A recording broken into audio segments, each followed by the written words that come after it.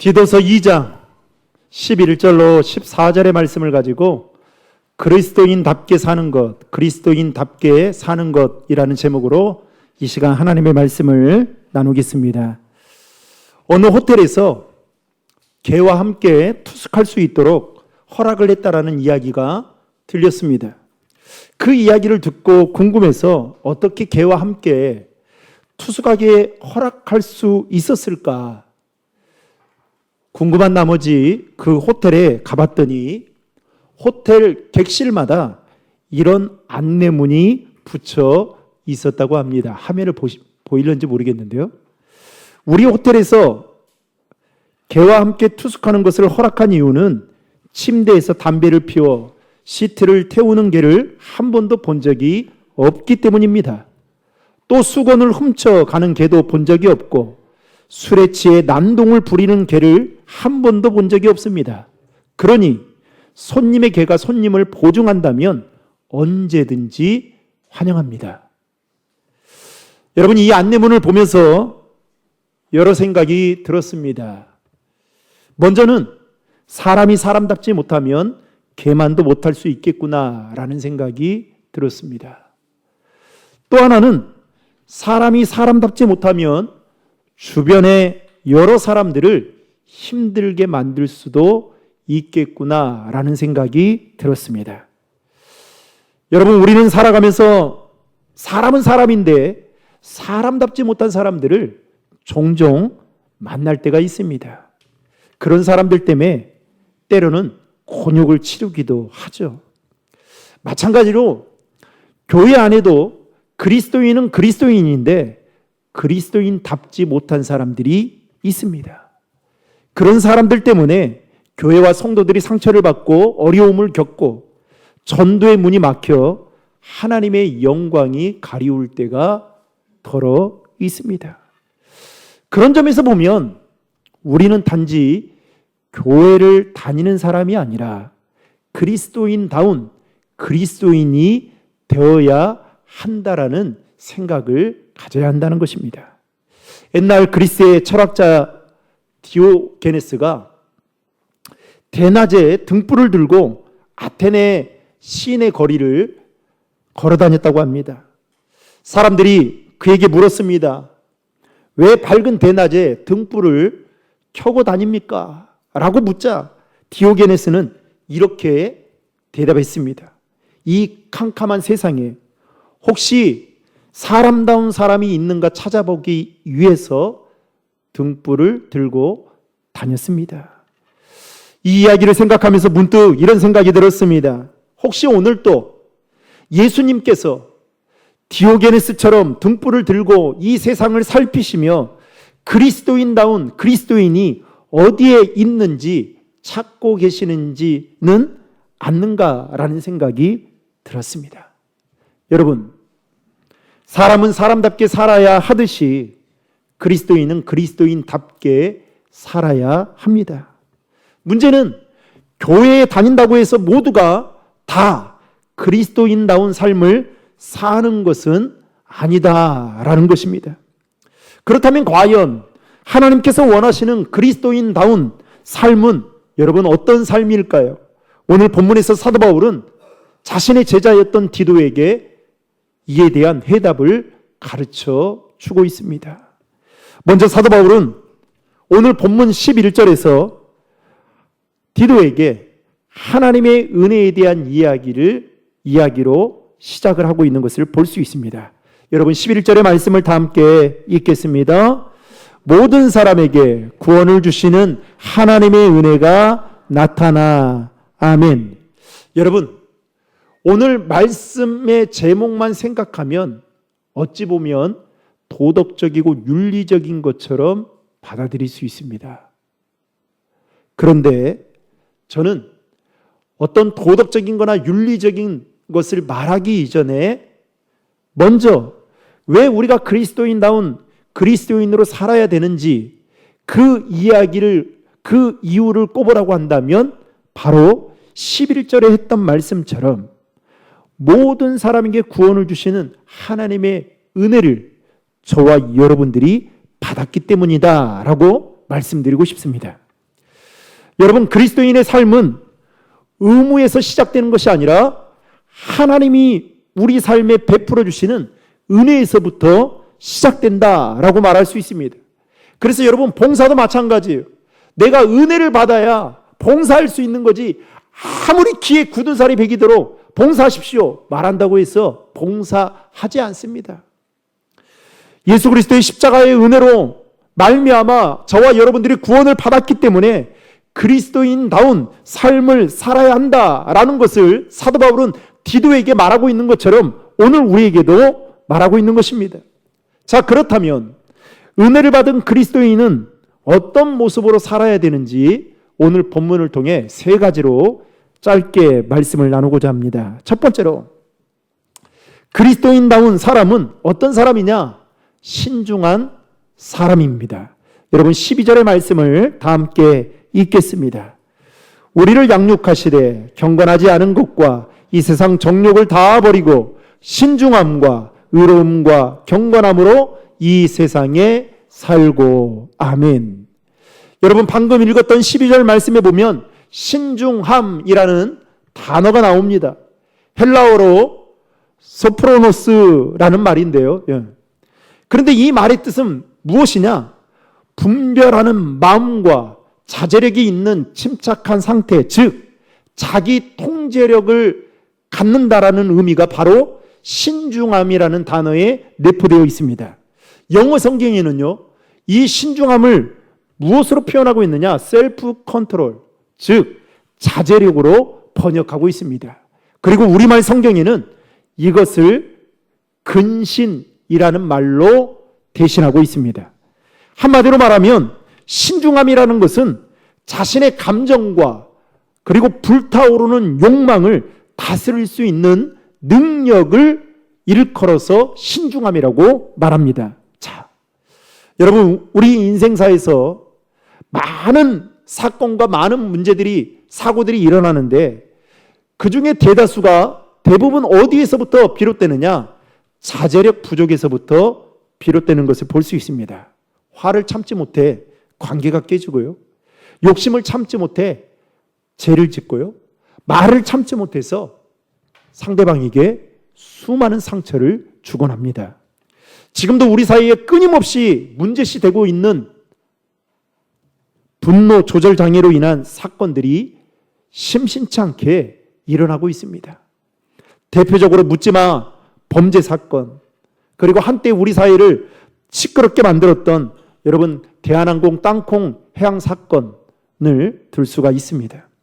당시 조현아 부사장은 승무원이 자기에게 땅콩을 봉지채 서비스 한 것 가지고 저는 감사할 텐데, 이 봉지채 준 걸 가지고 자기를 무시했다라고 생각한 나머지 그녀의 마음속에 분노가 치밀어 오르기 시작했습니다. 그런데 그 분노를 잘 조절했으면 아무런 문제가 없었을 텐데 그 분노를 조절하지 못하고 폭발하고 말았습니다. 그래서 이 조현아 부사장은 승무원에게 폭언을 하고 폭행을 저지를 뿐만 아니라 심지어는 급기야 비행기까지 해양시키고 사무장을 그 비행기에서 끌어내려 버렸습니다. 여러분, 그 일로 인해서 그녀는 세계적인 망신을 샀습니다. 뭐 때문에요? 땅콩 하나 때문에. 여러분, 그리스도인들이 그리스도인다움을 잃어버린 대표적인 이유가 무엇 때문일까요? 앞에서 언급한 바와 같이 신중함, 다시 말하면 그 자제력을 잃어버렸기 때문입니다. 언제부턴가 현대인들을 보면요, 앵그리 버족처럼, 앵그리 여러분 버족 알죠? 앵그리족 있잖아요. 그 만화 영화에 보면 막 빨개가지고, 그래요? 자신의 감정을 조절하지 못하고 화를 내거나 분노를 폭발시킵니다. 부끄러운 말씀이지만 저 역시도 참 신중함이 많이 부족한 사람인 것 같습니다. 대화 중에 감정을 조절하지 못하고 하지 말아야 할 말을 내뱉는다거나 또 화를 낼 때가 있죠. 그때 돌아서면 두고두고 후회할 때가 많아서 그러지 않으려고 무척이나 애를 쓰지만 참 힘든 것 같습니다. 그래서 하나님 앞에 기도 제목으로 삼고 늘 기도합니다. 하나님, 내 안에 자제력을 허락해 주십시오. 여러분 저만 그럴까요? 여러분들은 예라고 생각하십니까? 그리스도인다운 그리스도인을 살려면 신중함, 다시 말해서 자제력을 가져야 되는데 이 자제력을 갖고 산다는 것이 너무너무 어려운 일입니다. 잠언 16장 32절 말씀에 보면 다음과 같이 말하고 있습니다. 같이 읽겠습니다. 노하기를 더디하는 자는 용사보다 낫고 자기의 마음을 다스리는 자는 성을 빼앗는 자보다 나으니라. 아멘. 여러분, 세상은 남을 이기는 사람을 강한 사람이라고 말을 합니다. 그러나 하나님은 자기 자신을 이기는 사람, 자기 자신을 컨트롤할 수 있고 절제할 수 있는 그 신중함이 있는 사람을 가리켜서 강한 사람이라고 말하고 있습니다. 게다가 사도 바울은 고린도전서 9장 27절에 이렇게 고백하는데요. 같이 읽겠습니다. 내가 내 몸을 쳐 복종하게 함은 내가 남에게 전파한 후에 자신이 도리어 버림을 당할까 두려워함이로다. 아멘. 여러분 무슨 말입니까? 사도 바울은 평생을 예수님을 다메섹 도상에서 만나고 난 이후에 평생을 복음을 전하는 위대한 사도로서의 역할을, 사명을 감당했던 자였습니다. 그런데 그가 뭐라고 지금 고백하고 있습니까? 가장 중요한 싸움은 자기 자신과의 싸움이라는 사실을 알고 뭐라고 이야기합니까? 내가 내 몸을 쳐 복종하게 한다라고 말하고 있습니다. 여러분, 우리도 이 사실을 알고 가정에서 우리의 감정을 절제하고 직장에서 우리의 말을 절제할 줄 알아야 됩니다. 그런데 문제는 우리는 우리 스스로를 절제하고 다스릴 그 신중함이 없다라는 겁니다. 그래서 성경은 말합니다. 자제를, 즉 절제를 뭐의 열매라고요? 성령의 열매라고 말하고 있는 것입니다. 무슨 말입니까? 성령님의 도우심이 있을 때에 비로소 저와 여러분들이 절제할 수 있고 그리고 자제할 수 있는 그 욕망을 다스릴 수가 있다라는 것입니다. 그러하기에 우리는 매 순간순간마다 성령님의 도우심을 구해야 되는 것입니다. 성령님, 오늘도 내 안에 불타오르는 그 분노를, 내 안에 활활 타오르는 그 욕망을 절제할 수 있도록 우리를 다스려 주십시오. 바라기는 저와 여러분 모두가 날마다 성령의 충만함을 받아 성령의 도우심으로 신중함을 갖는, 그래서 그리스도인다운 그리스도인으로서의 삶을 살아가는 저와 여러분 되시기를 예수님의 이름으로 축원합니다. 두 번째로, 그리스도인다운 사람은 의로운 사람입니다. 여러분 12절의 말씀을 다시 한번 읽겠습니다. 우리를 양육하시되 경건하지 않은 것과 이 세상 정욕을 다 버리고 신중함과 의로움과 경건함으로 이 세상에 살고. 아멘. 여러분 방금 읽었던 말씀에 의로움이라는 단어가 나옵니다. 이 말은 헬라어로 디카이오스라는 말인데요. 이 말의 뜻은 바로 올바름, 정의로움, 바르게 살아감이라는 뜻을 가리킵니다. 영어 성경에는 이 말을 라이처니스라고 말하고 있는데요. 즉 정해진 규범이나 법을 지키며 올바르게 살아가는 것을 일컬어서 바로 의로움이다라고 말하고 있습니다. 여러분 한번 물어보겠습니다. 우리는 사회에서 정해진 그 규범, 법을 지키며 살면 손해본다라는 생각을 갖고 있습니까? 갖고 있지 않습니까? 갖고 있을 때가 많아요. 그래서요, 세금도 적당하게 어떻게든 조금 덜 내려고 그렇게 아둥바둥 노력합니다. 편법을 쓰기도 합니다. 정해진 규범이나 법을 지키며 사는 것 상식적으로는 알고 있지만 그렇게 살아가면 손해본다라는 생각을 두고두고 합니다. 교회도 그래요. 교회도 나름대로의, 여러분 교회에 내규가 있지 않습니까? 근데 어떻게 해요? 은혜라는 말로 그 내규를 덮어버려요. 그래서 어떻게 해요? 자기가 분명히 잘못했는데도 불구하고 그냥 그럴싸하게 넘어갑니다. 어느 집에 불이 났습니다.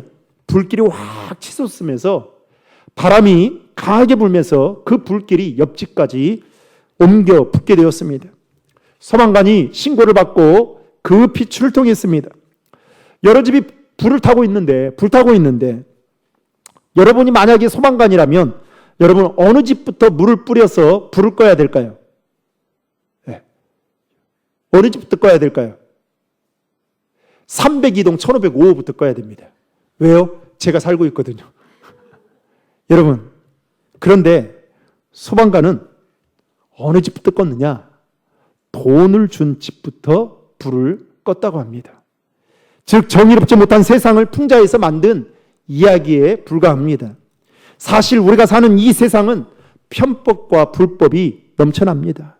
그러다 보니 정직하게 살아가는 사람이 실제로 손해를 보거나 손해를 보는 것처럼 보일 때도 있습니다. 가끔 여러분 국가의 고위공직자들이 대상으로 인사청문회를 할 때가 있죠. 그런데 인사청문회를 하는 그 고위공직자 대상자들을 보면 진땀을 흘립니다. 병역비리, 부동산 투기, 탈세, 위장 전입, 소위 공직자들 가운데 인사청문회를 이런 아무런 문제 없이 통과하는 사람을 찾아보기가 어려울 정도입니다. 그런 걸 보면 우리가 사는 이 세상은 정말로 의롭지 못한 것 같습니다. 아니, 의롭게 살아가는 것 그렇게 쉽지 않은 것 같습니다. 그러나 하나님은 의롭지 못한 세상을 살아가는 그리스도인인 우리들에게 의롭게 살아가라고 성경을 통해 분명하게 말씀하고 있습니다. 여러분 아모스서 5장 24절의 말씀을 다 함께 읽겠습니다. 오직 정의를 물같이 공의를 마르지 않는 강같이 흐르게 할지어다. 아멘. 한마디로 말하면 의롭게 살라는 거예요. 어느 사업가가 모범적인 경영인상을 받았습니다. 소감을 묻는 기자들에게 자신이 어린 시절 10살 때의 그 시절을 겪었던 일을 들려주었습니다. 아버지와 함께 이 경영인상을 받았던 이 사업가는 호수에 낚시를 갔다고 합니다. 그런데 그 호수는 가을철 딱 한 차례만 농어 낚시를 할 수 있는 허용된 곳이었습니다. 농어 낚시가 허용되기 바로 직전 전날 저녁에 아버지와 함께 그 호수에 가서 낚시를 했는데 그날따라 큰 농어를 잡게 되었습니다. 주변에 아무도 없었습니다. 그냥 가져가도 아무도 몰랐습니다. 그때 아버지가 아들에게 말합니다. 애야, 잡은 농어 풀어주자. 그러자 이 아들은 떼를 쓰며 아버지에게 안 된다고. 얼마나 힘들게 잡은 건데 이거 가지고 가서 맛있게 먹자고 울며 떼를 씁니다. 그럼에도 불구하고 아버지는 끝끝내 안 된다라고 하면서 결국 아버지의 거듭된 요구에 이 아들은 포기하고 잡은 큰 농어를 놓아 주었다고 합니다. 그리고 그는 훗날 사업가가 되어 말했습니다. 그날 10살 때 겪었던 그 아버지의 모습을 통해 그는 정직함이 무엇인지 배웠다고 말했습니다. 여러분, 의로움은 사람이 볼 때만 지키는 것이 아닙니다. 아무도 보지 않을 때에도 하나님이 보고 계신다는 것을 믿고 살아가는 것, 그것이 바로 그리스도인다운 그리스도인의 삶, 즉 의로운 삶인 줄로 믿으시기 바랍니다. 잠언 10장 9절은 이렇게 말하고 있습니다. 바른 길로 행하는 자는 걸음이 평안하려니와 굽은 길로 행하는 자는 드러나리라. 여러분, 우리가 사는 불법과 편법이 난무하고 있는 이 세상 속에 정직하고 의롭게 사는 것이 때로는 손해보는 것처럼 보일 수 있습니다. 그러나 방금 읽었던 말씀처럼 그러나 그것이 가장 여러분 평안한 길인 줄로 믿으시기 바랍니다. 이 사실을 알고 우리는 직장에서, 사업장에서, 가정에서 정직하고 의롭게 살아갈 수 있기를 바랍니다. 분명한 것은 여러분 하나님은 의로운 자의 길을 기억하시고 그 발걸음을 인도하시고 책임져 주신다는 것입니다. 그래서 저는 늘 의로움 생각하면 요셉이 생각나요. 요셉이 형들에게 팔려서 결국 오늘날로 말하면 인신매매로 팔린 거잖아요. 그래서 얼마나 그 갖은 고생을 다 합니까? 보디발의 아내, 이제 보디발의 가정에 가정총무까지 되기까지는 엄청난 고생이 있었습니다. 그런데 어느 날 이 보디발의 아내가 이상한 행동을 하기 시작하는 거예요. 야릇한 옷을 입고, 그것도 성경에 보면 날마다 막 피가 끓어오르는 그 이팔 청춘인 요셉에게 밤마다 이 이상한 손짓을 하니 요셉이 미칠 지경이었을 거단 말이죠. 그런데 요셉이 어떻게 합니까? 그것들 다 뿌리치고 결국에는 그 뿌리친 대가의 결과가 뭐였습니까? 모함을 받아서 누명을 씌워서 감옥에 다시 들어가게 됩니다. 그런데 여러분, 그는 인간적으로 보면 요셉이 지금 현재 닥친 그 상황은 그야말로 구분길처럼 보였지만 하나님은 그 요셉이 걸어가는 그 길을 평안한 길로 예비하고 계셨다라는 사실입니다. 사랑하는 성도 여러분, 우리가 누구 앞에서 살아가는 존재입니까? 하나님 앞에서 살아가는 존재인들로 믿으시기 바랍니다.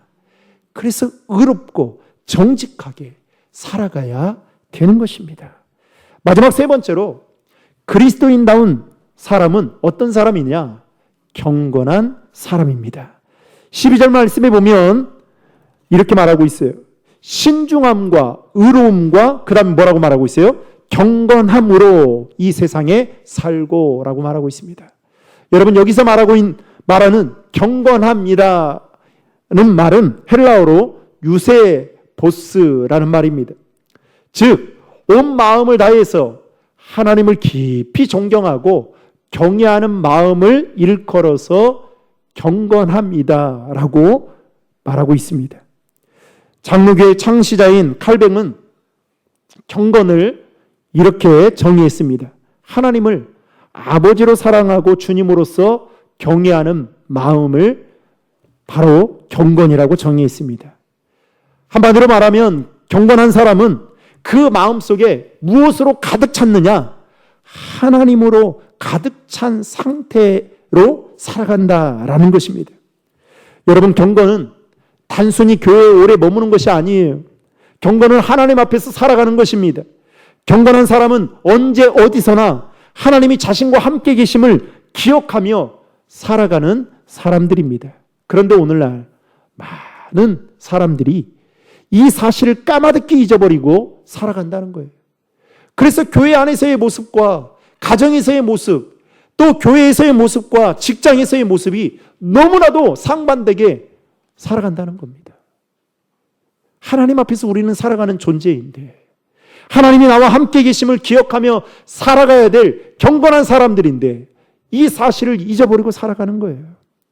야고보서 4장 8절에 보면 이렇게 말씀합니다.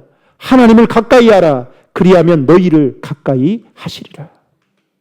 여러분, 경건은 특별한 사람들만 누리는 삶이 아닙니다. 하루 중 짧은 시간이라도 하나님을 생각하고 기도하며 감사하는 삶이 바로 경건의 시작인 줄로 믿으시기 바랍니다. 더욱이 우리가 하나님을 가까이 하게 되면 여러분 뭐라고 말합니까? 그분이 우리를 가까이 하신다라고 말씀하고 있습니다. 즉 하나님의 임재를 경험할 수 있다라는 겁니다. 여러분, 기독교 고전 가운데 노렌스 형제가 쓴 하나님의 임재를 위한 연습이라는 책이 있습니다. 이 노렌스 형제는 이 책에서 눈꽃 뜰 새 없이 바쁜 일상생활 중에서 어떻게 하나님의 임재를 경험할 수 있으며 그것들을 자각하며 살 수 있는가에 대해서 이렇게 말하고 있습니다. 하나님은 우리가 생각하는 것보다 더 가까이 우리와 함께 계신다.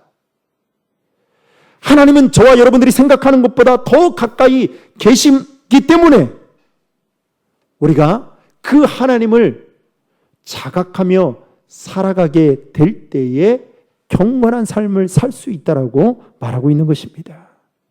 일할 때에도, 공부할 때에도, 운전할 때에도, 식사할 때에도, 그래서 우리는 하나님을, 가까이 계신 하나님을 생각할 수 있어야 하는 것입니다.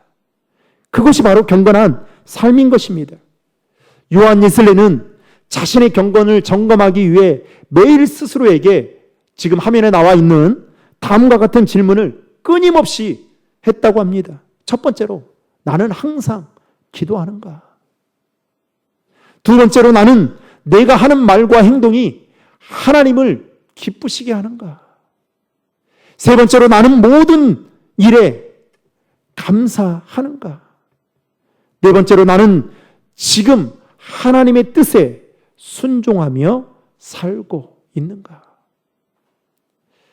여러분, 우리도 요한 예슬레와 같이 이 질문을 우리 스스로에게 끊임없이 해야 그리스도인다운 그리스도인의 삶을 살아갈 수 있는 것입니다.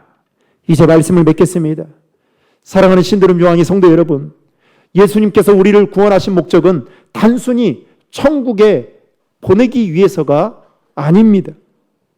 오늘 본문 14절에 보면 사도 바울은 이렇게 말하고 있습니다. 같이 읽겠습니다. 우리를 대신하여 자신을 주심은 모든 불법에서 우리를 속량하시고 우리를 깨끗하게 하사 선한 일을 열심히 하는 자기 백성이 되게 하려 하심이라. 아멘. 무슨 일을요? 선한 일을. 저와 여러분들이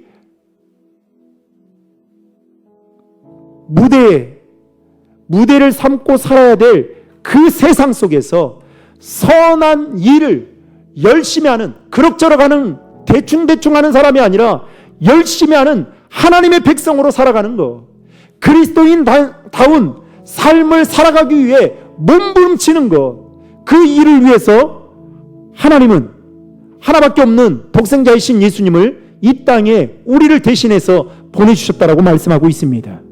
예수님은 저와 여러분을 그리스도인답게 살도록 구원하셨던 것입니다. 그러므로 사랑하는 성도 여러분, 자신과의 관계에 있어서는 신중함이 있어야 됩니다. 이웃과의 관계에 있어서는 의로움이 따라야 됩니다. 하나님과의 관계에 있어서는 경건함을 갖추어야 되는 것입니다. 여러분, 신중함이라는 것은 나를 세우는 것이지만 의로움은 이웃을 세우는 것이고, 더 나아가서 경건함은 하나님과의 관계를 세우는 것이다 라고 말할 수 있습니다. 그러나 이 세 가지, 신중함과 의로움과 경건함은 결코 우리의 힘과 노력만으로는 되는 것이 아닙니다. 우리를 구원하신 하나님의 은혜가 우리 안에 충만할 때, 내가 그 은혜 때문에 은혜에 감격해서 기뻐하고 감사해서 이렇게 살아가야겠다라는 이 불같은 마음, 도전 정신이 우리 안에 솟아오르게 된다라는 것입니다. 그래서 여러분, 은혜 받는 자리를 여러분 사모할 수 있기를 바랍니다. 은혜 받는 자리 여러분 빠지지 않기 바라요. 은혜 받는 일이라면 여러분 만사를 제쳐놓고 그 은혜를 받아야 돼요.